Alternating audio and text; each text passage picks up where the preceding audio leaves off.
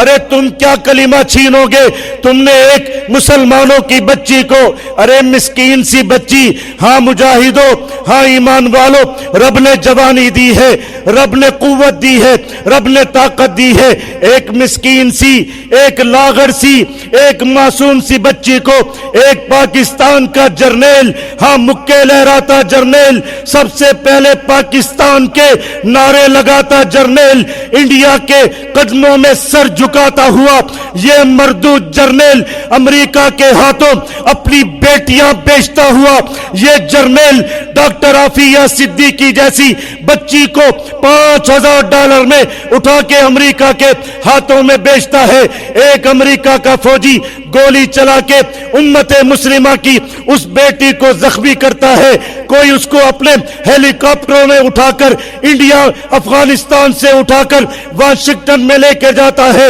امریکہ کے عقوبت خانوں میں کال کوٹھڑیوں میں بند کیا جاتا ہے، پھر کسی جج کے سامنے کھڑا کیا جاتا ہے، جج آ کر مسند عدالت پہ بیٹھتا ہے، فیصلہ سناتا ہے، امت کی ایک بیٹی کو، ارے کلمے کی طاقت دیکھو، جیش والو کلمے کی طاقت دیکھو، ہاں CID والو کلمے کی طاقت دیکھو، ہاں CTD والو کلمے کی طاقت دیکھو، ہاں تقریریں ریکارڈ کرنے والوں کلمے کی طاقت دیکھو۔ ایک امت کی بچی، ایک لاوارث بچی اپنے گھر سے ہزاروں میل دور کسی ظالم کی حکومت میں ایک ظالم جج کے سامنے کھڑی ہوتی ہے، ظالم جج آ کر بیٹھتا ہے، کہتے عافیہ صدیقی تجھے تیرے جرم کی سزا میں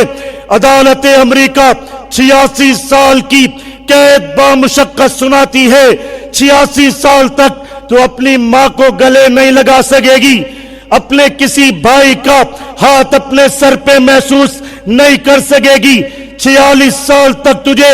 آزاد فضاؤں میں سانس لینے کی اجازت نہیں دی جائے گی، 46 سال تک تو اپنے بچوں کو، اپنی بیٹیوں کو نہیں مل سکے گی۔ عدالت کا جج فیصلہ سناتا ہے، سامنے سے پیارے آقا مدنی صلی اللہ علیہ وسلم کی امت کی یہ غیرت مند بیٹی مسکرا کے کہتی ہے لا الہ